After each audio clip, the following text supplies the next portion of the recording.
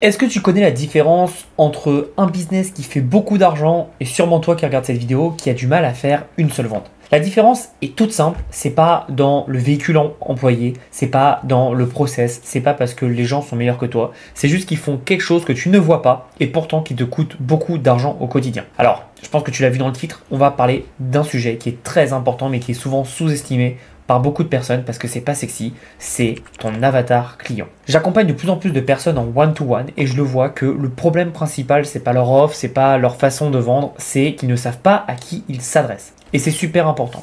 Donc dans cette vidéo, je vais t'expliquer comment on va définir ton avatar client, pourquoi définir ton avatar client, et je vais te montrer vraiment point par point comment tu vas faire pour comprendre à qui tu t'adresses. Alors avant toute chose, qui suis-je pour te parler de ça? Je m'appelle Thomas Joe, j'ai réalisé plus de 3 millions pour moi sur internet et pour mes clients plus de 30 millions.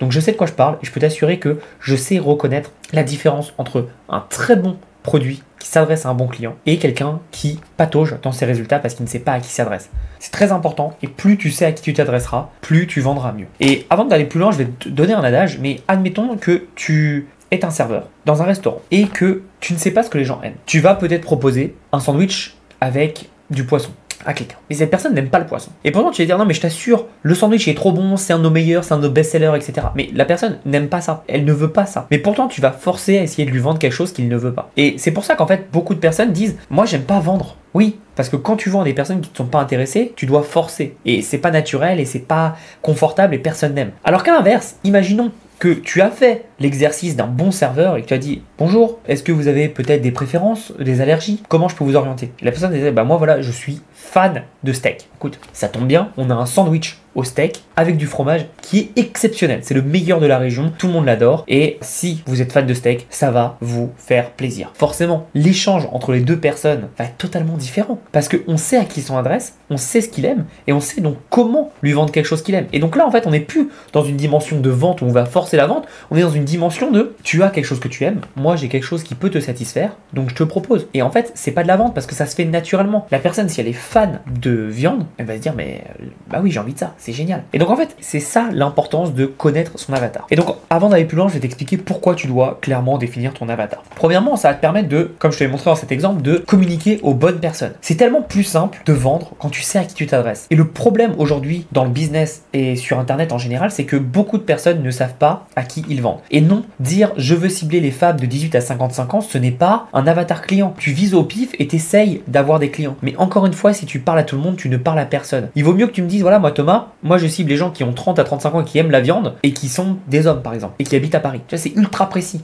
Est-ce que ça veut dire dans ton cas qu'il y aura des gens qui habiteront à Nantes ou à Marseille qui aimeront ce que tu fais? Oui, évidemment, mais c'est pas ton cœur de cible. Et je te le montrerai après avec un graphique, tu verras, c'est pas ton cœur de cible. Et donc, du coup, si tu sais à qui tu t'adresses, bah, tu vas forcément créer des offres irrésistibles parce que tu connais tous les besoins et toutes les attentes. Je te donne un exemple. Ma copine, donc elle est américaine, je lui ai appris à bien manger. C'est-à-dire, je lui ai fait connaître la nourriture française, au-delà du croque-monsieur. Et il y a un truc, en fait, qui fait qu'elle est passionnée de nourriture française maintenant, c'est les profiteroles au chocolat. Alors, j'aime bien, moi je trouve pas ça exceptionnel. Mais bref, elle adore, pour elle c'est mon Rochemort, quoi, c'est étoilé. Et ce qui est assez drôle, c'est que à chaque fois qu'on est dans un resto français, même si on doit faire 1 heure de route, 30 minutes de route, etc., si je sais qu'il y a des profiteroles au chocolat, je sais que c'est bon. Et donc en fait, ce qu'il faut comprendre dans cet exemple super personnel, c'est que comme je sais ce qu'elle aime, je connais ses attentes et je sais comment y répondre, bah, c'est beaucoup plus facile de la convaincre, par exemple, de se dire allez, même si t'es fatigué ce soir, viens, on va dans ce resto français parce qu'il y aura des profiteroles. C'est super simple. Et ça sera pareil avec ton prospect. Si tu sais quels sont ses blocages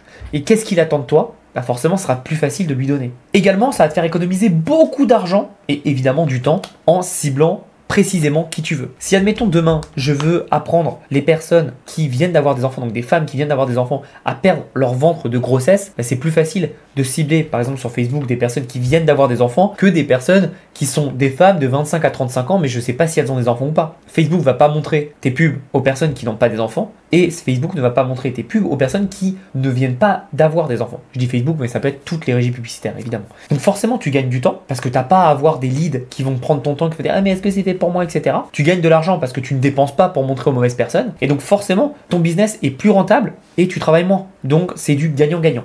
Et ensuite, pour finir, ce qui est intéressant quand tu crées vraiment un avatar aussi précis que possible, c'est que tu vas potentiellement mieux les connaître et donc tu vas pouvoir créer une relation beaucoup plus rapidement. Si demain tu rencontres quelqu'un dans la rue et que tu sais pas comment lui parler et de quoi parler, forcément la relation va prendre plus de temps à se créer versus quelqu'un qui dit bon bah voilà, moi par exemple je suis fan de basket, on me dit bon bah voilà Thomas, je te présente un tel, il est fan de basket. Boum, forcément en 2 secondes on parle de basket et on connecte beaucoup plus rapidement. Tu dois faire exactement la même chose avec tes prospects. Donc avant d'aller plus loin, je vais te montrer une petite image où on va voir en fait ce que je veux dire en étant très précis. La plupart des personnes, donc c'est cette image, on regarde pas les mots qu'il y a marqués, c'est pas très important, mais c'est que le marché est divisé en 3 phases. Il y a le mass market, donc vraiment la masse. Ensuite, il y a les thématiques et ensuite il y a les niches. En vrai, on pourrait aller encore plus précis, mais je préfère rester simple dans cette vidéo. Donc, ce qui est intéressant, c'est que beaucoup de personnes me disent, voilà Thomas, moi je cible les hommes de 18 à 55 ans. Donc là, tu es dans le mass market, ok. Là, après, il y a des gens qui vont me dire, bah voilà, moi je cible les gens de 18 à 55 ans, mais qui ont un problème de stress, par exemple. Donc là, boum, tu es là-dedans. Ce qu'il faut faire, c'est cibler les hommes de 18 à 55 ans qui sont cadres supérieurs, qui, par exemple, travaillent dans la finance et qui veulent atténuer leur stress. Et là, en fait, on est là-dedans. On est dans la niche de marché. Et on pourrait aller encore plus loin, encore plus loin, encore plus loin. Plus tu iras loin, plus ce sera pertinent. Et donc là, il y a l'exemple qui est génial où on voit le mass market. Alors, mass market, je ne sais pas sur quoi c'est, mais on va dire que c'est le mass market des étudiants en général, d'accord? Parce qu'il me parle d'adolescents, il me parle d'étudiants à l'université, d'étudiants au collège, etc. Donc, on va dire étudiants. Okay, donc ça, c'est ton mass market, c'est les étudiants. Là, on va avoir les sous-marchés qui vont être donc les personnes qui étudient le marketing hispanique, je ne sais pas ce que c'est, les Afro-Américains, les familles, etc., etc. Et bien là, on peut aller là-dedans et on peut dire, bah, moi je veux cibler toutes les personnes d'origine asiatique qui étudient dans le Ivy League. Ivy League, c'est les grosses universités comme Harvard, Princeton, etc., etc. Et donc là, en fait, tu vois qu'on ne parle pas aux personnes qui étudient en middle school, on ne parle pas aux Afro-Américains. Okay, on veut s'adresser aux Asiatiques, admettons. Maintenant, ce qu'il faut que tu comprennes, c'est que c'est pas parce que tout ton marketing est basé sur le fait que tu veux cibler des personnes d'origine asiatique qui veulent étudier dans l'Ivy League, donc à Harvard par exemple, que tu ne vas pas toucher les Afro-Américains, que tu ne vas pas toucher des hispanophones. Oui, c'est pas des Asiatiques, mais par contre, peut-être que leur besoin est d'aller étudier à Harvard. Et donc, ça va intéresser, une partie de ce que tu vas dire va les intéresser. Okay, et c'est pour ça qu'il faut comprendre que n'aie pas peur de commencer ultra précis. Tu pourras toujours grossir après. Et surtout, plus tu connais précisément qui tu cibles, plus tu attireras ce genre de personnes. Est-ce que ça veut dire que de temps en temps, tu auras d'autres personnes qui vont venir? Oui, mais c'est pour ça que c'est pertinent. Tu vois, par exemple, je parle principalement à des hommes. Est-ce que ça veut dire qu'il n'y a pas des femmes qui me suivent? Bien sûr que si, j'ai plein de clients qui sont des femmes. Et honnêtement, de plus en plus. Donc ce qu'il faut comprendre, c'est que il y a une partie de mon discours qui plaît aux femmes. Tu vois l'idée? Il faut vraiment comprendre et il faut vraiment être précis. Plus tu seras précis en travaillant comme ça, plus tu auras de meilleurs résultats. D'accord?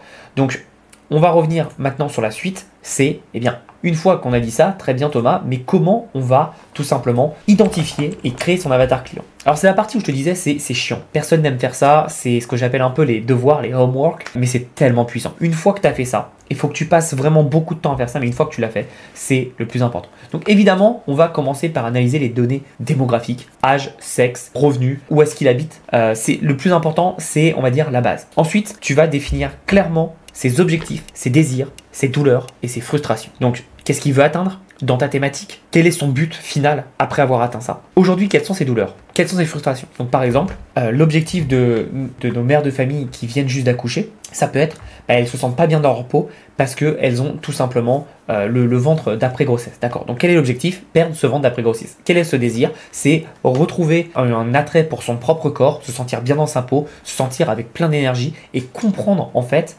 que c'est beau d'avoir donné la vie, parce que même s'il y a eu cette partie où elle avait un surventre, et ben aujourd'hui elle ne l'a plus et elle peut exprimer sa féminité en pleine conscience. Ces douleurs, c'est quoi? C'est que elle n'a pas le temps, elle a quelque chose qui vient de chambouler sa vie, elle n'a pas le temps de gérer et forcément elle est frustrée parce qu'elle ne peut pas passer du temps à mieux manger, elle ne peut pas passer du temps à bien dormir et on sait que le repos permet de perdre du poids, elle ne peut pas passer du temps à la salle de sport parce qu'elle doit toujours avoir un œil sur son enfant et donc elle n'a plus assez de temps pour elle. Et donc tu vois, rien qu'en comprenant ça déjà, directement ce qui s'est passé, c'est que bah, tu sais comment adresser les problèmes puisque tu les as énumérés. Donc encore une fois, tout ce que je te dis là, utilisez sur ChatGPT, c'est très important. Ensuite, on va identifier ses habitudes, ses centres d'intérêt et où est-ce qu'il passe son temps. Donc quand je dis son temps, ça peut être est-ce qu'il passe son temps sur Pinterest, est-ce qu'il passe son temps, ou elle, hein, je parle de ton avatar, mais il ou elle passe son temps à la bibliothèque, au centre commercial, qu'est-ce qu'il fait de son temps libre? Et donc évidemment, là on va avoir une phase de recherche. Donc l'intelligence artificielle peut t'aider, mais franchement, il n'y a rien de mieux que le terrain.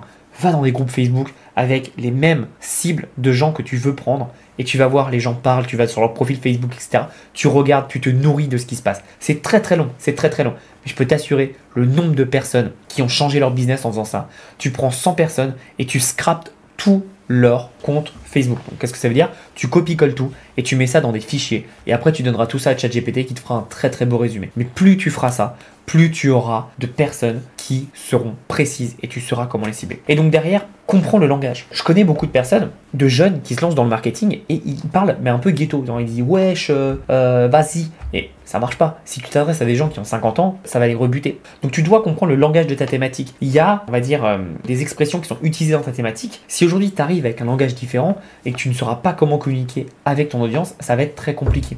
Et donc c'est pour ça que c'est important de comprendre. Donc n'hésite pas à comprendre qui ils sont, leurs frustrations, leurs désirs, qu'est-ce qu'ils veulent mettre en place et surtout où est-ce qu'ils dépensent leur argent. Si tu comprends tout ça, tu iras déjà beaucoup plus loin que 99% des gens. Donc une fois que tu as ça, tu verras bizarrement, ton message marketing va être beaucoup plus clair et tu verras que chaque post que tu vas faire, eh ben devine quoi, il y aura beaucoup plus d'interaction, il y aura beaucoup plus de visibilité. Pourquoi? Parce que tu parleras à un type de personne. Si aujourd'hui je te dis, bon bah voilà, tu veux perdre 5 kilos en 30 jours, ok, tu viens d'accoucher et tu as envie de perdre ton ventre de grossesse, je peux t'aider en moins de 30 jours. Boum, super précis. Les gens sont beaucoup plus engagés parce qu'ils se disent enfin quelqu'un qui me comprend. On ne bassine pas des trucs bateaux et basiques. Et c'est pour ça que la plupart des gens qui se lancent dans le marketing sont mauvais. Parce qu'en fait, ils recopient ce que les gens font sans apporter de précision. Et ils parlent tous aux mêmes personnes. Et surtout, une erreur que je vois, et je préfère te le dire, c'est ne copie pas l'avatar client de quelqu'un d'autre. Parce que tu ne connais pas la stratégie en profondeur de cette personne, tu ne sais pas ce qui se passe dans son business et tu ne sais pas surtout qui elle veut cibler. C'est extrêmement important. Ensuite, comme ton message va être plus clair, tes publicités vont être beaucoup plus ciblées et donc vont coûter moins cher, t'apporter de meilleurs résultats et donc ça va permettre d'avoir une meilleure rentabilité et donc de scaler ton business beaucoup plus rapidement. Et donc forcément, le résultat final, c'est quoi? C'est que tu vas pouvoir augmenter tes ventes parce que tout ton business est beaucoup mieux ciblé. Tu vois, pendant longtemps, je parlais de business en ligne, etc., etc. Il y a 1 an et demi, j'ai recentré, j'ai fait non, j'aide les personnes à générer des revenus passifs avec les produits digitaux. C'est tout. C'est aussi simple que ça. Et en vrai, je dis personne, mais c'est plus entrepreneurs. C'est des gens qui ont déjà lancé de l'entrepreneuriat et qui veulent avoir leur premier résultat et générer des revenus passifs avec les produits digitaux. Je n'aide pas à devenir millionnaire. Je n'aide pas à avoir une Rolex ou une Lamborghini. Non, j'aide des revenus passifs parce que moi, mon vecteur, et ce qui est important pour moi, c'est la liberté. Tu vois, je pourrais aller encore plus loin et je pourrais faire un exemple de qui je cible précisément. Mais je sais qu'il y a des perdus qui traînent et j'ai pas trop envie. Ensuite, si tu as donc ton message qui est ultra précis, qu'est-ce qui va se passer? Il va se passer donc que ton message va être plus clair, etc. Mais surtout que les gens, ils ont intérêt à te suivre parce que tu leur parles de leurs problèmes. Et il y a quoi de plus puissant que quelqu'un qui te dit « je te comprends, il n'y a pas de souci, j'ai une solution pour toi, t'en fais pas » et qui énumère précisément ce que tu vis au quotidien. Je peux t'assurer qu'en email de vente ou en email pour créer de la relation avec ton audience, c'est bien plus puissant de dire « t'en as marre de te sentir en surpoids, etc. etc. » Bon d'accord. Tu penses que c'est plus puissant de dire ça ou de dire un bébé, ça chamboule ta vie. Je sais qu'aujourd'hui, tu n'as plus de temps pour penser à toi. Je sais que tu te sens pas bien dans ton corps. Mais sache qu'avec ce simple exercice que je vais te donner dans cet email, tu vas pouvoir commencer à reprendre une bonne habitude pour commencer à retonifier ton corps. C'est la même chose. On parle de perte de poids, perte du ventre, etc. Pourtant, dans l'un, tu es générique. Dans l'autre, tu es ultra précis et tu parles précisément des problèmes en énumérant les bons problèmes. Et devine quoi? Le résultat fait que dans l'un, tu as plus de résultats et dans l'autre, tu stagnes. Tu as plein de compétiteurs parce que tout le monde fait la même chose et surtout, tu n'arrives pas à te démarquer. Donc comprends bien que l'avatar client, c'est le levier numéro 1 pour exploser ton business. Beaucoup de mes clients en ce moment sur quoi je travaille, c'est juste l'avatar client parce qu'ils sont trop basiques. Et les personnes doivent comprendre que plus tu travailles ton avatar client, plus tes résultats vont exploser. Donc oui, ça prend du temps, oui, c'est pas sexy, mais pourtant, c'est une des raisons principales d'un business qui explose ou d'un business qui stagne.